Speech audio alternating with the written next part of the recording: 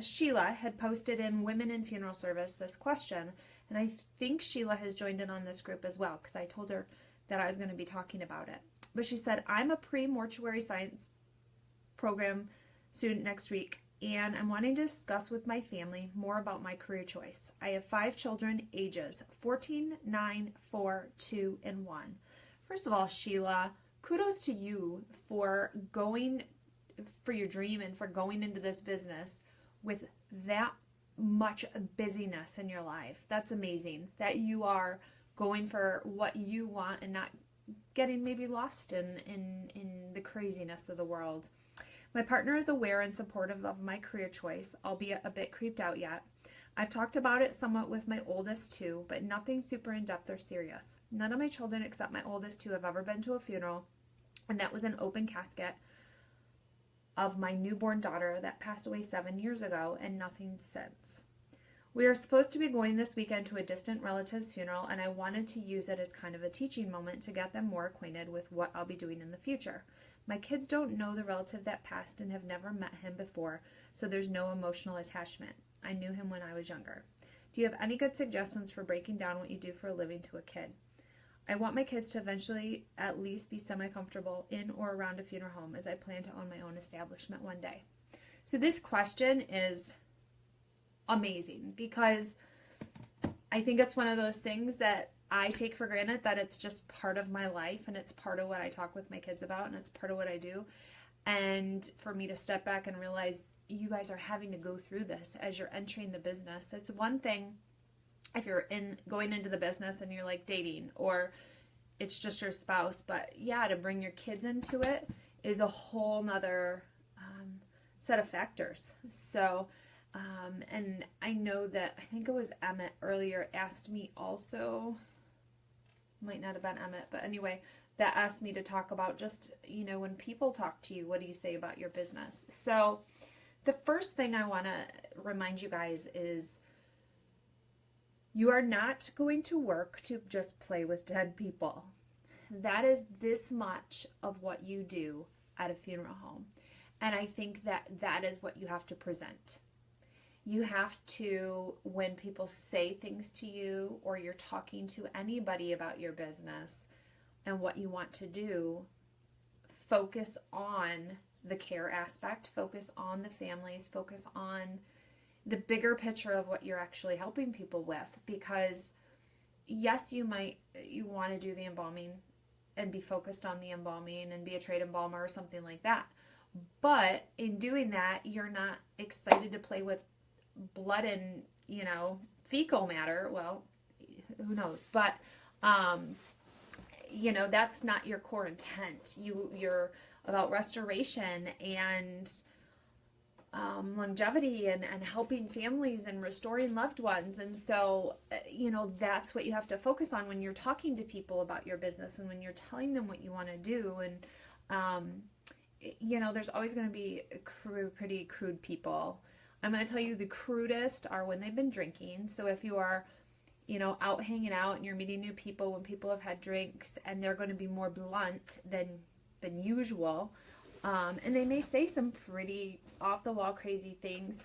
Or you may get the flip side and have people start crying on you because you are a safe zone. You're from the safe zone where you could cry at the funeral home and you could put out your emotions. And so some people may actually flip to the other side and start telling you about somebody that died and start crying and start just laying it out there when you had no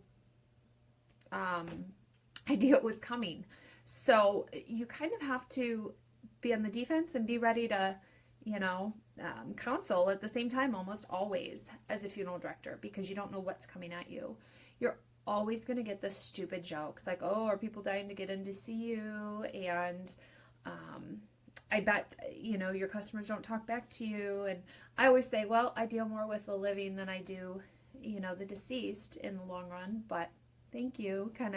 I just shrug them off at this point and kind of move on. And I found it's funny because on my YouTube, I get a lot of, trolls get on there. And the other day somebody called me a parasite just because I'm a funeral director.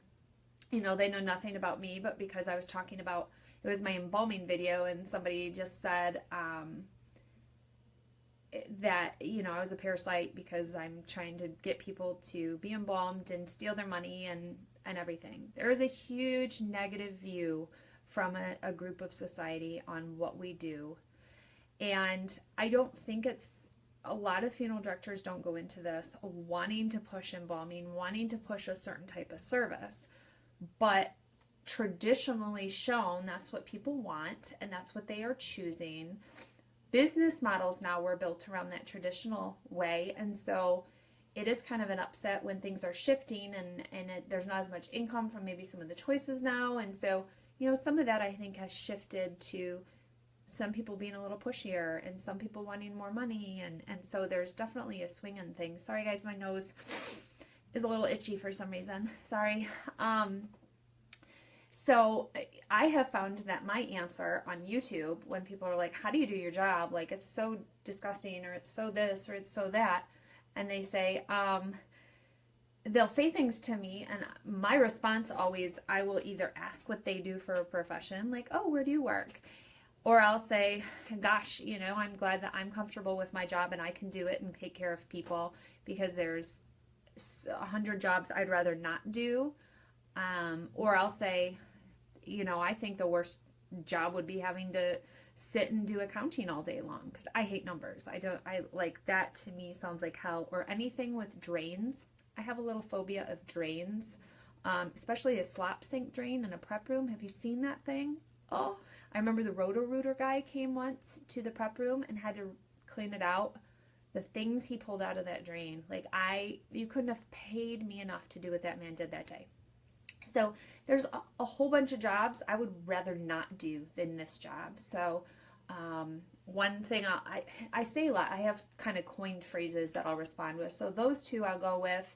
I'll often say to people, I'm glad God blessed me with this. I can handle seeing what I see and doing what I do. And, you know, we all were given gifts, or things along those lines. You know, just people say trite things to us. We kind of say trite things back to them, but it kind of shuts them up and it puts them in their place, and they realize that you maybe do something that's of value. Or I'm glad that I can be there when families need me.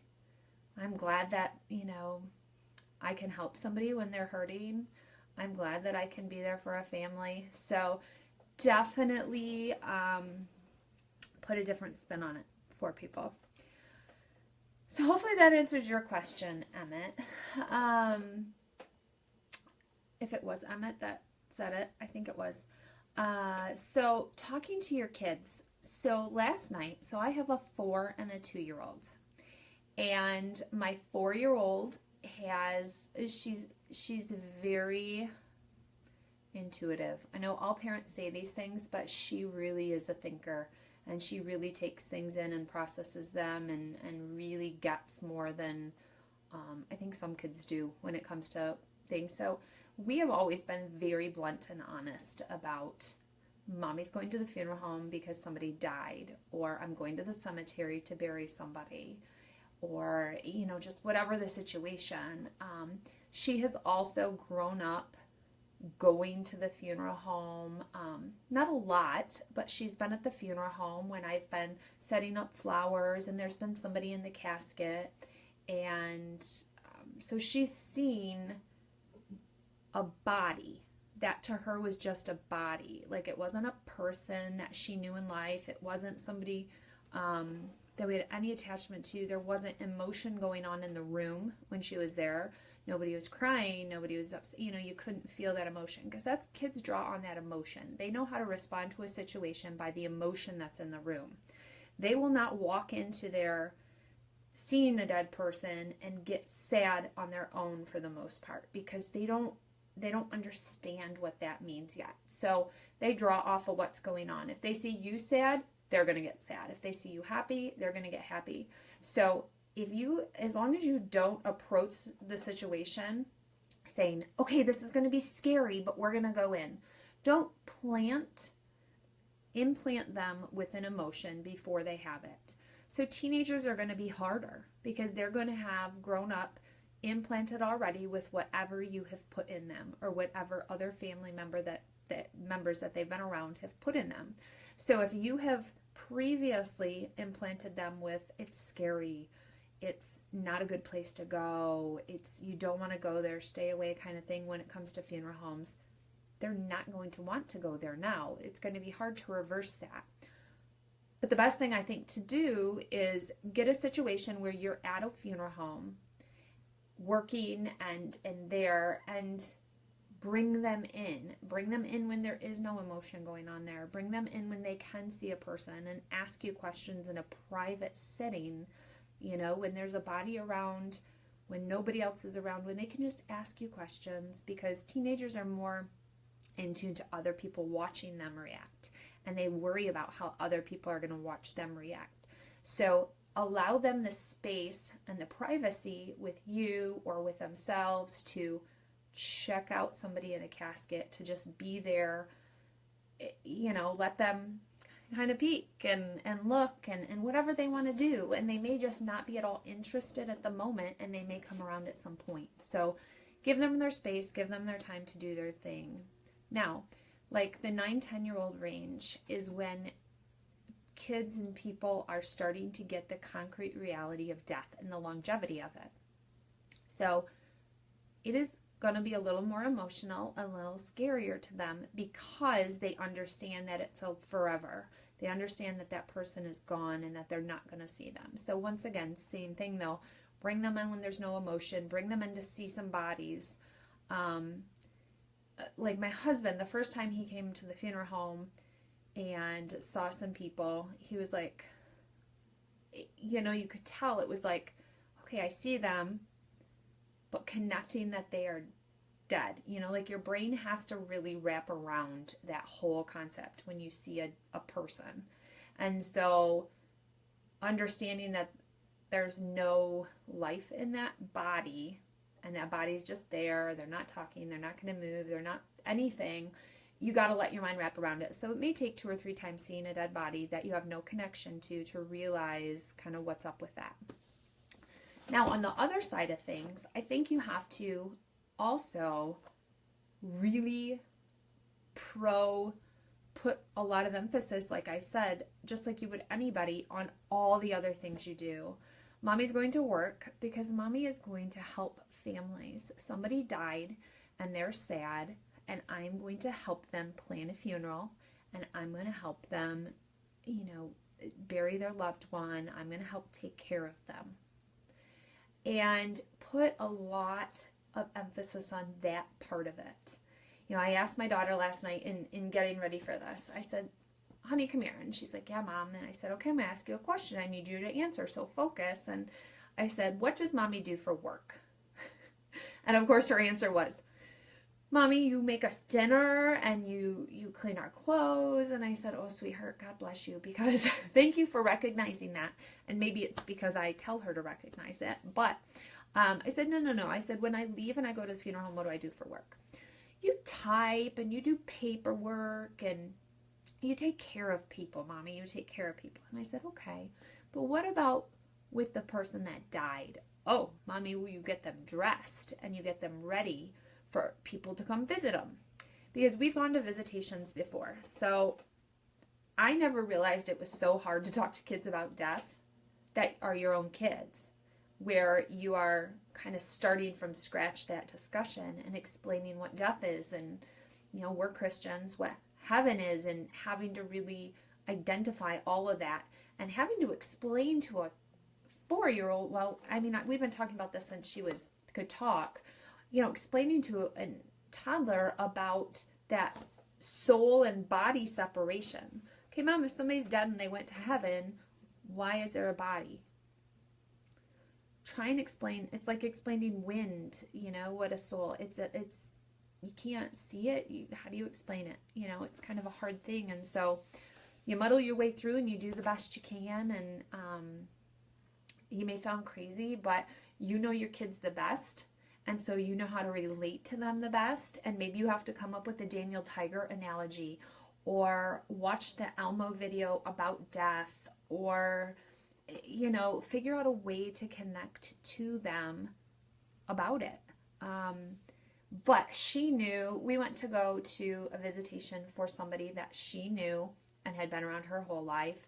And I had gotten him ready. I had embalmed him and got him ready and stuff. And so she knew I went and took care of him when he died. And she knew that Mom was going to go dress him and get him ready to go in his casket.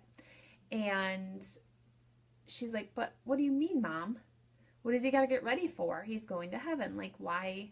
What's the deal? So then we got to the visitation and she saw him. You could see it clicked. Like, oh, I get to see him today. And Mommy put those clothes on him and got him ready for this moment. And so then she understood that part of it. And we haven't gotten into embalming. Like, I haven't even gone down that road with her. Getting him ready is the terms that I use, because I don't think that, you know, up to a certain age, they can process the other without it sounding scary and gory to them. So keeping it simple is excellent. And I think with the older kids, they're going to have preconceived notions about what embalming is. And you might, even for your oldest, just say, I want you to just understand the basics of embalming. I mean, heck, watch my YouTube embalming video if they want. They're going to Google and YouTube their own things on their own. So give them, you know, direction, what they can watch or what they can know that is reality and that is the truth, without sensationalizing and without craziness. But, you know, there was somebody talking on that Embalmers Who Know group the other day. I think that's which group it was in, and they were talking about how, you know, somebody had still asked them, do you slit the person's throat and hang them by their feet? Like, people hear things when they're young and they carry them throughout their life with them, and they never get rid of these crazy ideas about funeral homes and embalming and people sitting up and all the insanity. And so you have to put the knowledge in them that you want them to have. I think that's an excellent idea to start, you know, go to the funeral home when it's not somebody you know, but point out the funeral director to them. Let them meet the funeral director so they understand it's not a scary person. That's what I would always say to kids when I would meet them. I'd say, I'm the funeral director. And they'd look at me like, really? And I'd say, I'm not scary, am I? They're like, no, you're not. Like, you know, I'm approachable, and I'd get down on their level and just allow them to answer questions. And it's never an easy conversation, I think, with kids, but the more casual and nonchalant you are, the easier it is for them, because if they see you're cool with it, then they can be cool with it. And it'll just take a little time, but as long as they're around it. And like I said, once you get working in a funeral home, that's your key, is that, you know, have your kid come with you for a couple hours, or stop into the funeral home and visit with the office staff for an hour, and have your kid be there with you, and just be casual about being in this space. Being in a funeral home when there's no emotional moment like the visitation or funeral going on is such a different, you know, cookie. It's just a totally different thing. So you have to experience that and let your family experience that to understand. Sorry, I had a hiccup. But for them to actually experience what your work is like, because that's what your work is. Your work is not these moments that are seen from the public. It's all the rest of the stuff that goes on. So yeah, I think that's my 2 cents. Let me look at my notes. Yeah, understanding the death part is, I have a YouTube video. I hate to say go to my YouTube, but rather than me reiterating all of it, but how to talk to your kids about, you know, death and things, and incorporating them at the funeral home. And I talk about, you know, do not tell your kids that somebody is sleeping. Like, do not, whatever you do, say that. As a funeral director, do not ever say that, because kids will then fear anybody going to sleep. Seriously, don't ever say it. But there's so many good things you can say, and that their body needed to rest, or, you know, different things. Let's see, Frank, you got a question. Do a lot of kids realize what happens in the back room? When I was a kid, I thought they went in the casket as they were. Yeah, no, kids don't know unless people talk. the sad thing is that there's so many movies and there's so much out there now that kids are exposed to, that kids are watching, like movies I couldn't watch until I was like 18 years old, 19 years old, or didn't want to. Kids are now watching when they're like 5 or something. It's crazy. So there's, I think, a lot of change in what kids are exposed to and what they know compared to, 15, 20 years ago, just because of the internet. So that's what I'm saying. If you're talking to your kid about embalming, you better believe that later that night, when they crawl in bed, when they got their phone, when they're 9, 10 years old and they have their iPhone or their iPad, they're Googling embalming and they're going to look it up and they're going to see some crazy stuff that's out there about embalming or whatever. So that's a thing, is you need to put in them what you want them to know. Just like with anything. If you want them to know the truth and the facts and not this sensationalized crap that's on YouTube and everything, you need to gear them and put in them what you want in them and let them see the reality and let them make their own decision.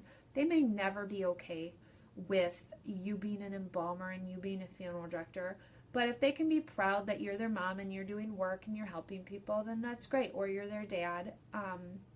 That is great. That's all you can ask your kid. I mean, your kids may not be interested or care about your job, whatever you may do, whether you're a nurse, whether you're a dental hygienist or a doctor or whatever, they may not care. It just may not be of interest to them, just like funeral directing might not be of interest to them. And there's going to be a stigma being a funeral director's kid. Just like being a pastor's kid, there's a stigma that, you're creepy and you've got, funeral people, or they may make jokes, but, that just like with anything, you can make your kids strong by that, or you can let it, affect them and beat it down. But it's like any type of nasty comments, it's all depends on how you help your kids to understand those comments and process them and move past them.